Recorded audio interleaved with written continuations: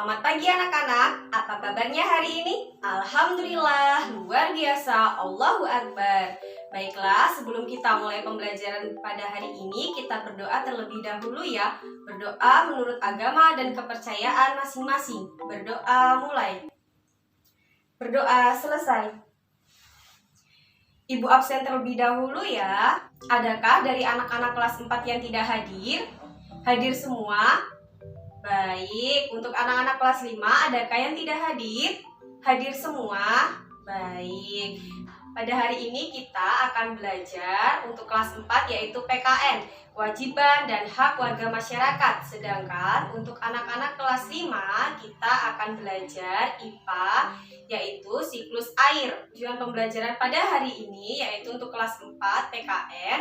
Dengan pengamatan, siswa dapat mengidentifikasi perilaku-perilaku yang menunjukkan pelaksanaan hak dan kewajiban dalam kehidupan sehari-hari dengan penuh kepedulian dengan benar. Kedua, dengan pengamatan, siswa dapat menemukan contoh perilaku yang menunjukkan pelaksanaan hak dan kewajiban dalam kehidupan sehari-hari dan sumber daya alam dengan penuh kepedulian dengan benar. Yang ketiga, dengan wawancara, siswa dapat mengetahui perilaku-perilaku yang menunjukkan pelaksanaan hak dan kewajiban dalam kehidupan sehari-hari terhadap sumber daya alam dengan benar. Tujuan pembelajaran untuk kelas 5 IPA siklus air yaitu melalui kegiatan melakukan pengamatan dan berdiskusi, siswa dapat mengidentifikasi faktor-faktor yang mempengaruhi siklus air dengan benar.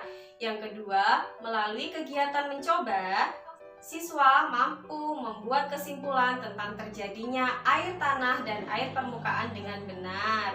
Untuk anak-anak kelas 4, kewajiban dan hak warga masyarakat yaitu salah satunya kewajiban dan hak terhadap lingkungan sumber daya alam.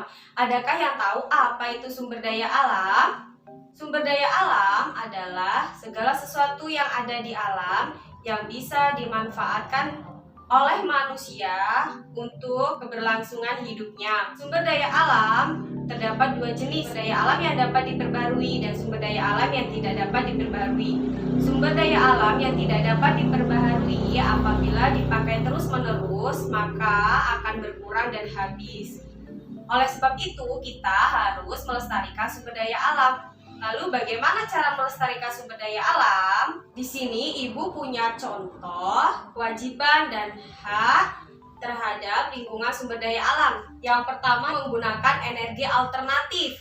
Dan yang kedua, sistem tebang pilih. Dan yang ketiga, menjaga kebersihan sungai. Dan yang keempat, melakukan reboisasi. Yang kelima, menghemat energi listrik. Yang keenam, energi air. Manfaatkan sumber daya alam yaitu bisa secara langsung dengan mengkonsumsinya secara langsung, secara tidak langsung yaitu kita sebagai masyarakat harus mengolahnya terlebih dahulu. Baiklah, untuk anak-anak kelas 4, sekarang coba kalian kerjakan tugas bersama kelompok yaitu di halaman 77. Di situ ada perilaku orang-orang di sekitar, yaitu contoh perilaku yang bertanggung jawab dalam memanfaatkan sumber daya alam dan contoh perilaku yang tidak bertanggung jawab dalam memanfaatkan sumber daya alam. Untuk anak-anak kelas 5, hari ini kita akan belajar tentang siklus air.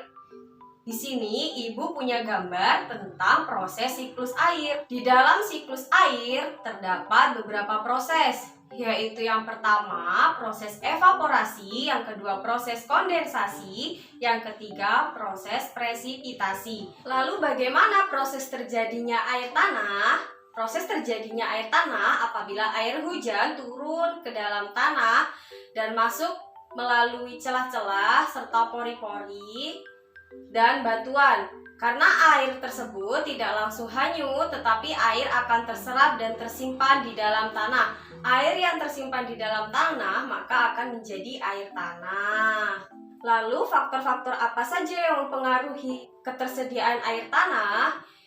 Yang pertama yaitu faktor alam seperti kondisi tanah dan iklim. Yang kedua yaitu penebangan hutan secara liar, membuka lahan untuk pertanian, perumahan, maupun industri. Kegiatan-kegiatan tersebut dapat mengurangi kemampuan tanah dalam menyimpan air. Sekarang untuk anak-anak kelas 5, kalian kerjakan soal yang ada di halaman 56 ya, bersama kelompok. Untuk anak-anak kelas 4 yang sudah selesai, ayo kelompoknya maju dan mempresentasikan hasil kelompoknya.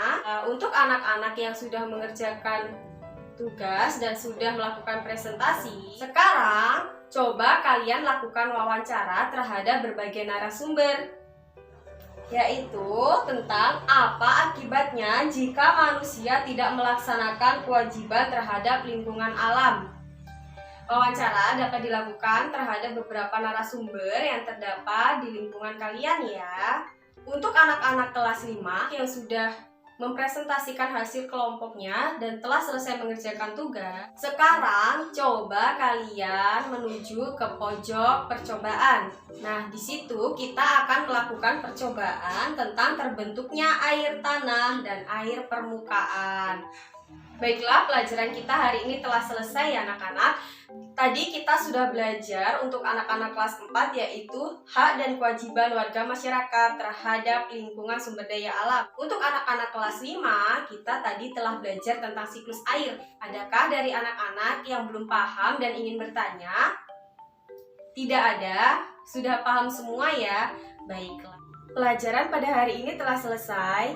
Semoga apa yang kita pelajari dapat bermanfaat untuk kita semua. Amin. Marilah kita tutup pelajaran pada hari ini dengan berdoa. Berdoa mulai. Berdoa selesai. Ibu akhiri. Assalamualaikum warahmatullahi wabarakatuh.